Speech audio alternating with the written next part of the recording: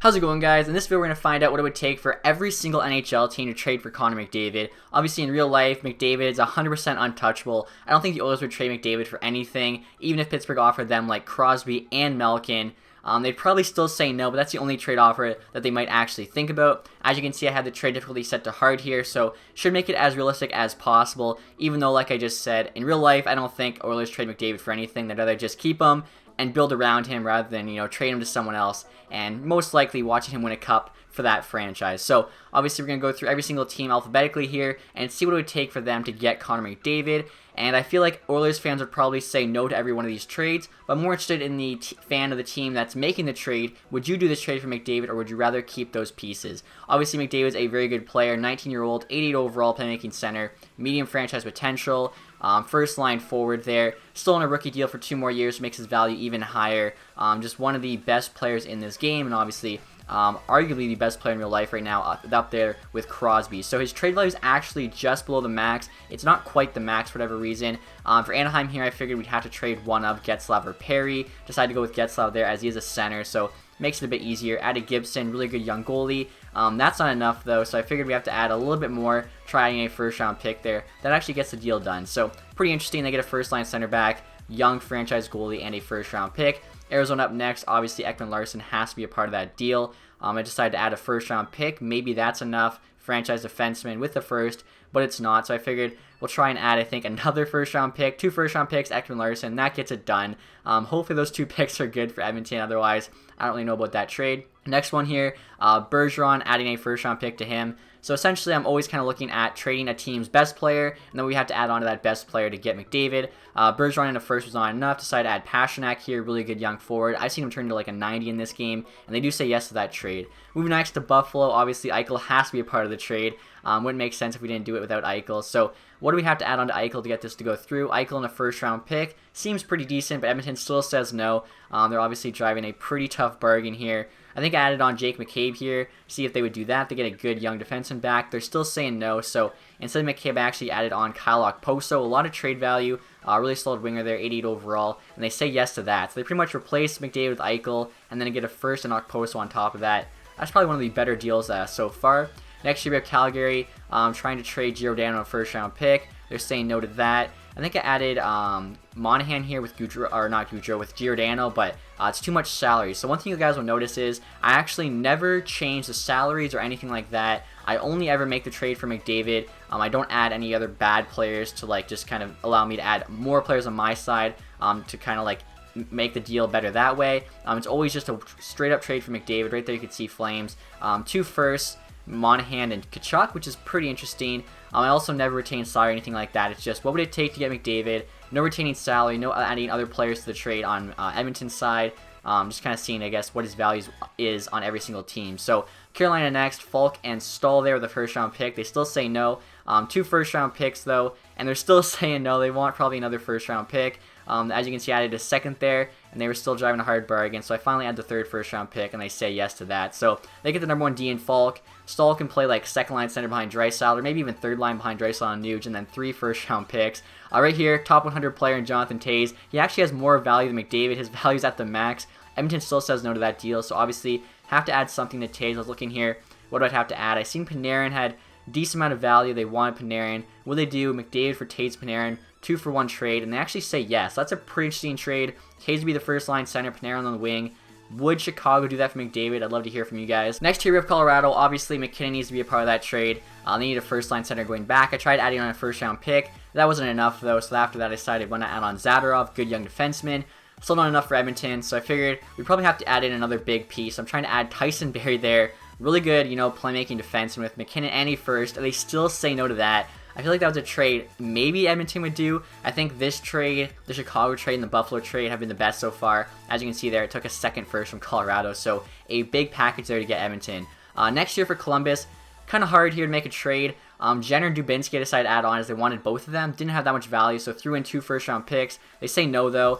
Obviously, Columbus doesn't really have a big-name star player, but I did see that Corpi Salo, who Edmonton wanted, and had a good amount of value, so I figured why not try this. Corpi Salo, a couple, top 6 wingers, nothing really too crazy with the first round pick. They say no to that, so I decided, put the second first round pick back on it, and they actually say yes. So pretty good trade there for Columbus. McDavid replaces Jenner and Dubinsky pretty easily. Still have Bobrovsky as their starter, and they lose a couple first-round picks, but definitely worth it for McDavid.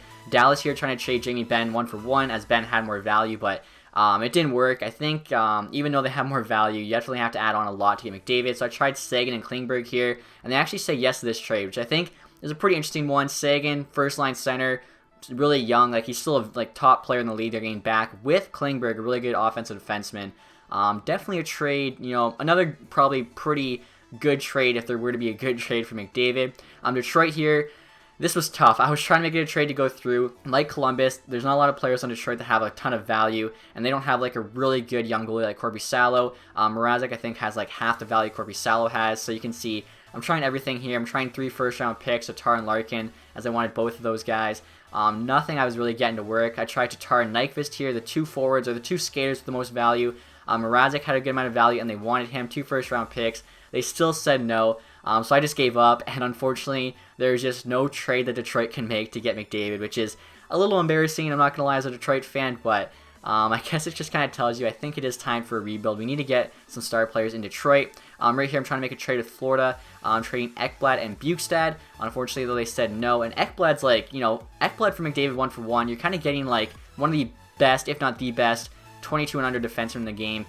They're also adding on Bukestad and 2 first-round picks there to get McDavid. So that was a big trade Florida had to make to get him. LA here, I tried Doughty 1-for-1. Edmonton said no. So looking at it, I decided why not try and add on to Foley, similar to the Tays and Panarin deal, and Edmonton said yes to that. So arguably the best defenseman in the game, plus the Foley for McDavid. It's pretty crazy, I think, what you have to trade to get him. Minnesota next here, offering Suter in a first-round pick. That's my first offer. They say no. The whole time I'm usually upscaling just because I wouldn't want to make a big trade off the bat and then realize I could have got McDavid for less. So hopefully no one in the comments is saying I traded too much. As you can see, I'm always working my way up. Minnesota there traded Suter, Dumba, and a first. So Edmonton's defense is completely revitalized. Probably the best defense in the league after that, but no McDavid. Montreal there trying to offer Weber 1-for-1. Weber has max trade value actually, which is kind of crazy. Added on Gallagher, and Edmonton actually says yes to that. So Montreal, Dallas, I think Chicago, and I think there was another team where we just had to do the 2-for-1 trade where there was a player with max value. Yossi and a first-round pick here for McDavid. That doesn't get it done, so I decided I'd probably have to add on another piece. Looking through, I seen that they wanted Smith. Didn't have a ton of value, but I figured they might do this, and they actually say yes. This is one I would definitely do as a Nashville Predators. You still have PK Subban, you still have Ekholm, you still have Ellis, and now you have McDavid. Absolute steal for Nashville there. Right here with New Jersey, sending Taylor Hall back to Edmonton as he is their player with the most value. Added a first-round pick. That wasn't enough. You can kind of look at this trade as well as Adam Larson instead of Taylor Hall. So Adam Larson to first and Pavel Zacha for Connor McDavid, and Edmonton says yes. So I think New Jersey that works out pretty well for New Jersey, I'd say. The Islanders here trying to trade Tavares and Polak. Unfortunately, though, not going to go there for the Islanders. So I'm going to try and add on Delcall here as he has a bit more value than Polak.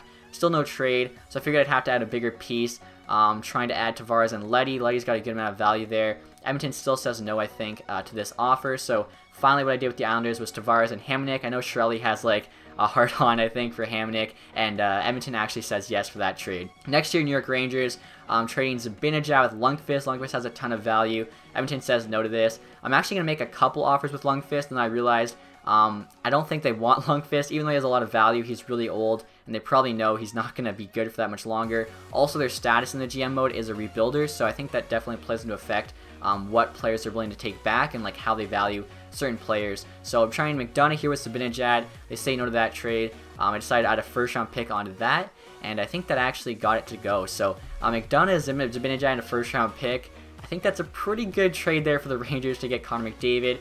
Senators here, Carlson doesn't have max trade value. Surprisingly, I thought he would. So I'm trying to trade him in a first-round pick there for McDavid.